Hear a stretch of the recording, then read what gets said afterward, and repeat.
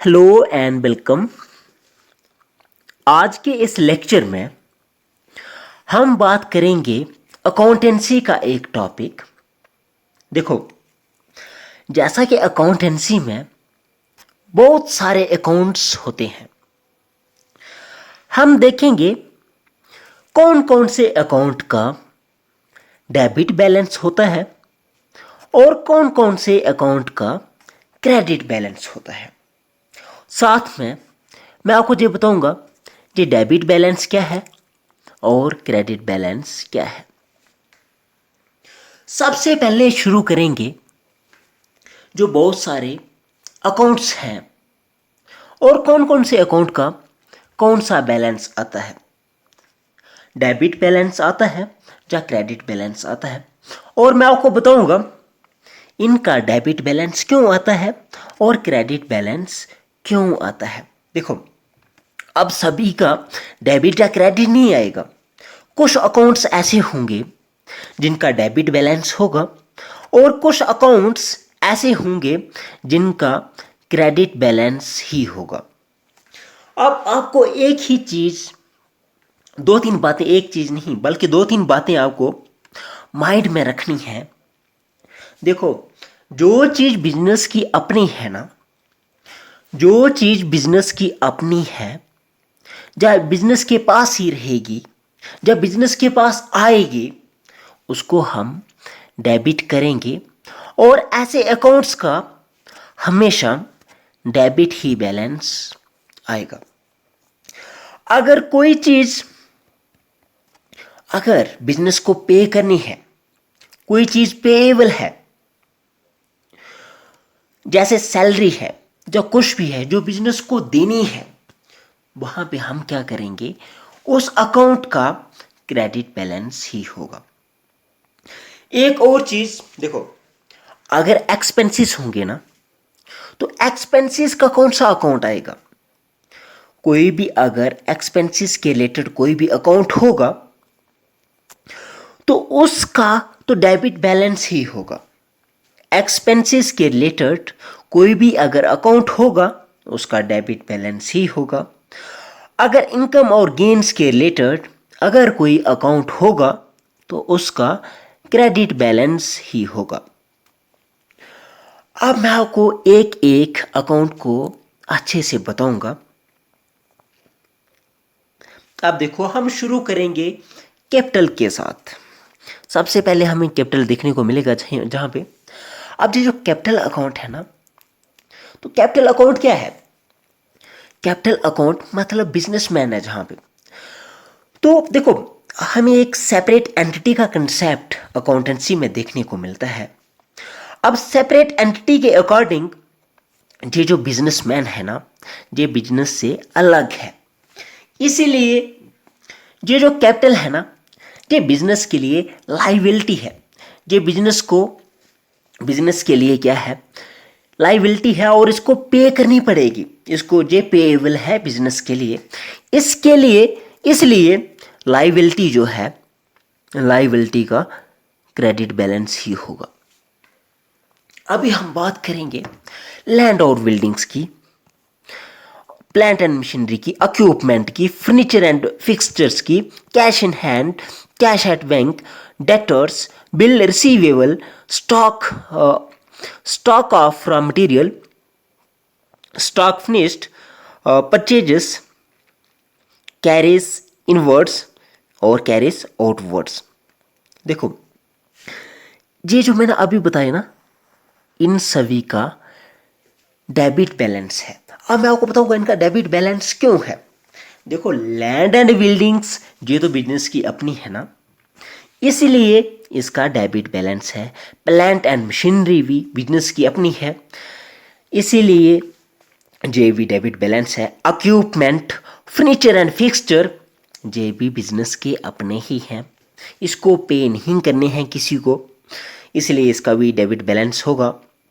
और cash in hand, cash at bank, ये भी बिजनेस के पास ही है, इसलिए इसको भी हम डेबिट करेंगे, इसका भी डेबिट ही बैलेंस आएगा।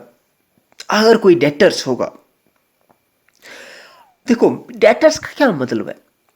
कि जिससे बिजनेस ने कुछ लेना होगा। डेटर्स मतलब जो बिजनेस डेटर्स जो है, ये बिजनेस जो है ना, इसने डेटर से लेना होता है। उदाहरण में किसी को अगर बिजनेस कुछ देता है तो वो बिजनेस का डेटर है। और डेटर क्या है, इसलिए जे भी इसको कुछ ना कुछ देगा बिजनेस को, तो इसलिए इसको भी हम डेबिट करेंगे। बिल्स रिसीवेबल जे भी डेबिट होगा, स्टॉक ऑफ रॉ मटेरियल्स जे भी डेबिट होगा, स्टॉक ऑफ फिनिश्ड गुड्स जे भी डेबिट होगा, परचेजेस। अब देखो एक और चीज आपको माइंड में रखनी है, अगर कोई चीज एक्सपेंस होगी तो उस अकाउंट का भी डेबिट बैलेंस ही आएगा। और परचेज हमारे लिए क्या है, परचेज हमारे लिए एक्सपेंसेस है। परचेजेस हमारे लिए एक्सपेंसेस हैं, इसलिए हम क्या करेंगे, इसको डेबिट करेंगे और परचेजेस का भी डेबिट बैलेंस ही आएगा। कैरेज इनवर्ड्स और कैरेज आउटवर्ड्स, ये भी हमारे लिए क्या है, हमारे लिए मतलब बिजनेस के लिए क्या है, for business this carriage inwards and carriage outwards are also expenses, so we are required to डेट दिस। हमें इनको भी डेबिट करना पड़ेगा, इनको भी हमें डेबिट करना पड़ेगा। और इन दोनों का, कैरेज इनवर्ड्स का और कैरेज आउटवर्ड्स का, इनका भी डेबिट बैलेंस ही आएगा। और अब मैं बात करूंगा सेल की। अब देखो अगर मैं बात करता हूं सेल की, तो सेल में क्या है, अब सेल हमारे लिए क्या है, बिजनेस के लिए सेल क्या है, जो पैसा देगा ना। अगर हम सेल करेंगे कुछ तो वी विल अर्न मनी, हम पैसे कमाएंगे, हमें पैसे मिलेंगे। तो क्या होगा, सेल हमारे लिए क्या है, जो इनकम है, हमारे लिए जो रेवेन्यू है। इसलिए अगर एक्सपेंसेस को हम डेबिट करते हैं, हम इनकम को क्या करते हैं, क्रेडिट करते हैं। और इसलिए सेल वाले का इसका क्या होगा, सेल का हमें क्रेडिट बैलेंस देखने को मिलेगा और इसका हमेशा क्रेडिट बैलेंस ही होता है। अब मैं बात करूंगा सेल्स रिटर्न की। अब सेल्स रिटर्न का डेबिट बैलेंस क्यों है, देखो हमें तो इनकम आ गई थी जब हमने सेल की थी, हमने सेल की थी तो हमें इनकम आई और हमने क्रेडिट कर दिया। लेकिन लोगों ने जो चीजें हमसे खरीदी थी वो वापस कर दी और हमने जो पैसे कमाए थे वो भी वापस देना पड़े फिर उसको, अगर उसने चीजें वापस कर दी। सेल्स हमारी अगर रिटर्न होगी, हमें क्या करना पड़ेगा, फिर हमें इसको एक हिसाब से, हमें तो एक्सपेंस ही हो गया, खर्चा ही हो गया, खर्चा नहीं कहेंगे लेकिन हमें फिर वापस करना पड़ेगी वो पोजीशन। तो इसलिए हमें सेल्स रिटर्न को डेबिट करना होगा। अगर हम सेल्स को क्रेडिट करते हैं तो सेल्स रिटर्न को हम क्या करेंगे, हम इसको डेबिट करेंगे। अब देखो परचेज क्या है, परचेज हमारे लिए एक्सपेंस है ना। अगर हम कुछ परचेज करेंगे, बिजनेस कुछ परचेज करेगा, वो तो एक्सपेंस होगा ना। तो एक्सपेंस को हम डेबिट करते हैं, एक्सपेंस को हम क्या करते हैं, हम डेबिट करते हैं। परचेज हमारे लिए एक्सपेंस है।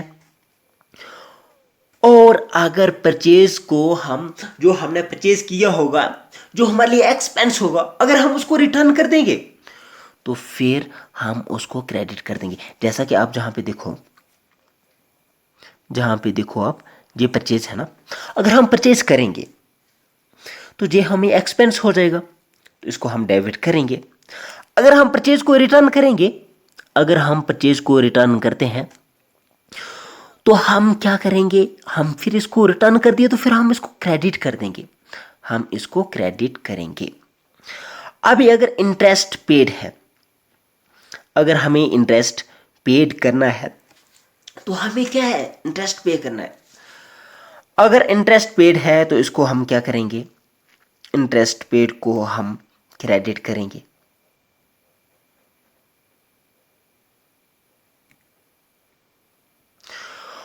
और अगर कोई कमीशन है, या अगर हमें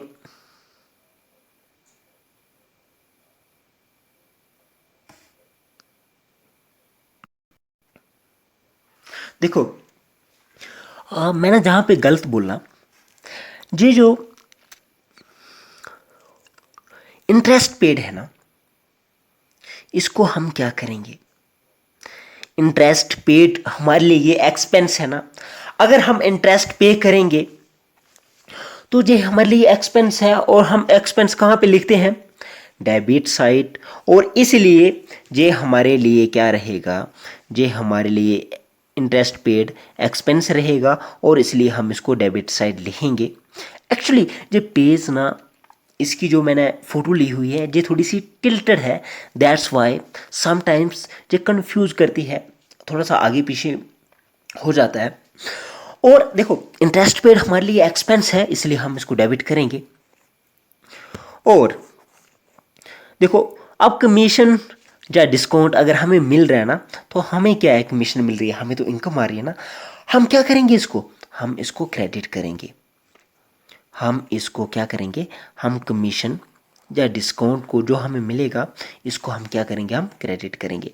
अगर सैलरीज की बात आई तो आप ही बताओ, सैलरीज का क्या है, सैलरीज तो हमारे लिए एक्सपेंस है ना। अगर हमें बिजनेस को अगर सैलरीज देनी है एम्प्लॉयज़ की, तो हमारे लिए तो एक्सपेंस है, इसलिए हम क्या करेंगे, इसको हम इसको डेबिट करेंगे, और सैलरीज का भी डेबिट बैलेंस ही आता है। अभी जो लॉन्ग टर्म लोन है, अभी जो लोन है ना लॉन्ग टर्म, और इसीलिए लॉन्ग टर्म लोन को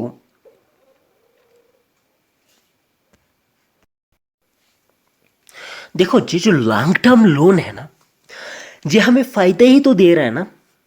ये जो लोन हमने लॉन्ग टर्म के लिए लिया है, हमें ये फायदा दे रहा है, इसलिए हम इसको क्रेडिट करेंगे, इसका क्रेडिट बैलेंस होगा।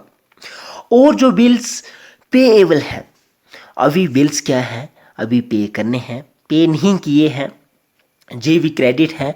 फिलहाल ये बिल्स पेएबल जो है ये हमें प्रॉफिट दे रहे हैं, इसलिए हम इसको इनको इनका क्रेडिट बैलेंस ही लिखेंगे। क्रेडिटर्स ये हमें पैसे देंगे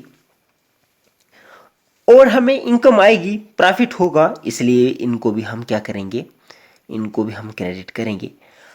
एडवांसेस फ्रॉम कस्टमर्स, अगर कस्टमर से कुछ एडवांसेस लिए हुए हैं तो वो भी क्या है, वो भी हम क्रेडिट करेंगे। क्रेडिट क्यों करेंगे, वो भी हमें फ़ायदा दे रहे हैं, उससे भी हमें मुनाफा हो रहा है। अभी हम बात करेंगे ड्राइंग्स की। ड्राइंग्स क्या है, ड्राइंग्स तो हमारे लिए एक्सपेंस है ना। अगर कोई बिजनेसमैन अपने बिजनेस से ड्राइंग्स करता है तो एक्चुअली वो एक्सपेंस ही कर रहा है। अगर एक्सपेंस कर रहा है तो हम इसको डेबिट करेंगे, और इसलिए ड्राइंग्स का भी डेबिट बैलेंस होगा।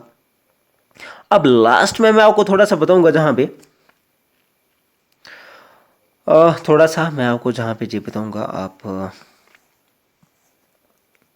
देखो डेबिट बैलेंस क्या है और क्रेडिट बैलेंस क्या है, मैं थोड़ा सा इसके बारे में बताऊंगा। अब मैं ज़्यादा नहीं बताऊंगा, मैं जस्ट एक एग्जांपल दूंगा। अब आपको पता ही है, इस साइड तो डेबिट होता है, डेबिट को हम डीआर लिखते हैं और क्रेडिट को हम सीआर लिखते हैं।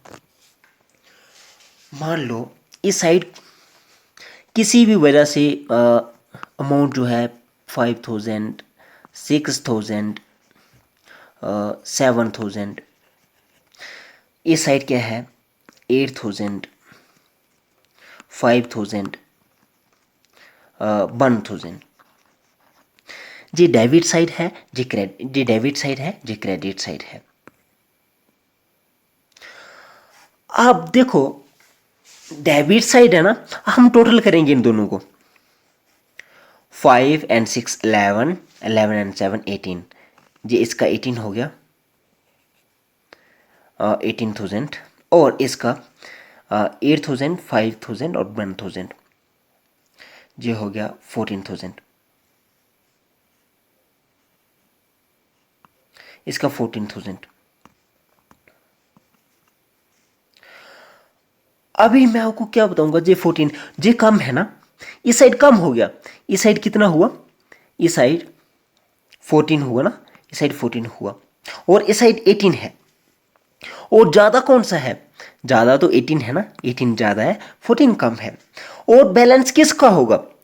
बैलेंस इसका होगा, लेकिन इधर हम क्या करेंगे, इधर हम 4000 और लेके ये 18 बनाएंगे, जहाँ पे 4000 लेके 18,000 जहाँ पे बनाएंगे, और इसलिए जहाँ डेबिट बैलेंस आ जाएगा।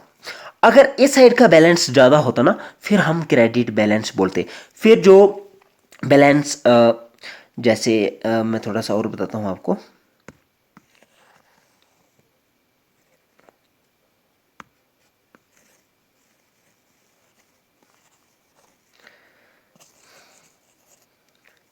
अब देखो, जैसा कि मैं आपको बता रहा था, इस साइड क्या था, इस साइड 18 आ रहा था ना, 18,000, इस साइड 14 ही आ रहा था ना, तो इधर हम 4,000 और लेंगे इस साइड का, और इधर भी हम 18 लिखेंगे, इसको भी हम 18 बनाएंगे। और ये बैलेंस किसका है फिर? ये बैलेंस होगा डेबिट बैलेंस, डेबिट बैलेंस हो जाएगा जहां पे। इसलिए जो साइड ज़्यादा होती है ना, जो साइड ज़्यादा होती है, हम उसी को लिखते हैं, उस चीज़ का, उस साइड का बैलेंस। लेकिन उस अमाउंट को हम, जो अमाउंट, जिस अमाउंट का डिफरेंस आ रहा होता है, उस अमाउंट को हम दूसरी साइड लिखते हैं, और इस साइड का हम वो दे देते हैं डेबिट बैलेंस। जैसा कि जहाँ पे मैं बता रहा था, अब देखो डेबिट साइड ज़्यादा थी ना, क्रेडिट साइड कम थी। और जो डेबिट साइड, ये जो अमाउंट जो कम हो रहा था ना, तो हमने इधर लिख लिया, कम जो अमाउंट था इस साइड लिख लिया, और हमने बता दिया ये डेबिट बैलेंस है। अगर क्रेडिट साइड ज़्यादा होती और डेबिट साइड कम होती 4000 से, तो हम जहाँ पे लिखते 4000 इधर लिखते, और जहाँ पे अगर हम 4000 जहाँ पे लिखते, और हम लिख देते क्रेडिट बैलेंस। जी, डेबिट बैलेंस और क्रेडिट बैलेंस इतना ज़्यादा कुछ है ही नहीं, और इसमें ये सारा यही है। मैं उम्मीद करता हूँ आपको लेक्चर अच्छा लगा होगा। अगर आपको लेक्चर अच्छा लगता है, आप लाइक कीजिए, शेयर कीजिए। सो लेक्चर ख़त्म करता हूँ। Thank you and bye.